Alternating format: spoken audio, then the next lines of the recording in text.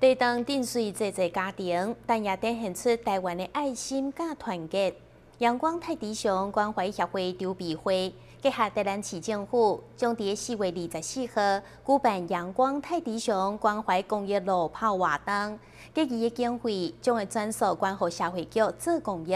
陪伴大家行出地当的创伤。阳光太迪熊关怀协会筹备会26号伫精英酒店召开记者会，宣布要举办公益路跑活动。这场活动是由龙美窗帘董事长郭麒麟担任发起人，并且结合侪台南在地企业家共同规划，都希望结合路跑做伙来为台南加油。是安怎较好做阳光，就是想讲，将咱这个光线，将咱这个温暖。要照遍咱台南市，互咱台南市各角落，无论弱势团体、弱势家庭、弱势人，会当得到温暖，互大家会当感觉温暖呢。所以，这个协会咧，以后会招真济这个企业界，我大家共同来参与，大家来共同来做，互咱这个。会当更加壮大呢。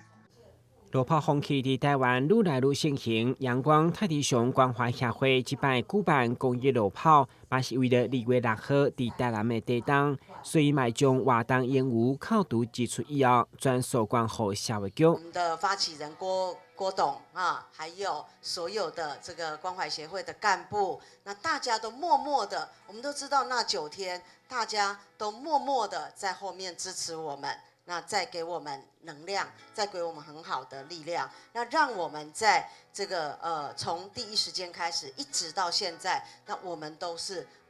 努力的在做救援、救难，然后呢之后来做一个重建复原的相关的事宜。那今天来到这边呢，真的是感谢我们在座的我们郭董，还有关怀协会的所有的发起人跟干部。记者会中嘛邀请即摆救难英雄好尾寮救难队长黄英慈以及顾问陈君旭，陪同林淑琴做伙担任嘉宾，启动爱心的仪式，以感谢各界关怀，希望达到促进社会、迎接社会良好循环。台南新闻张伟忠采访报道。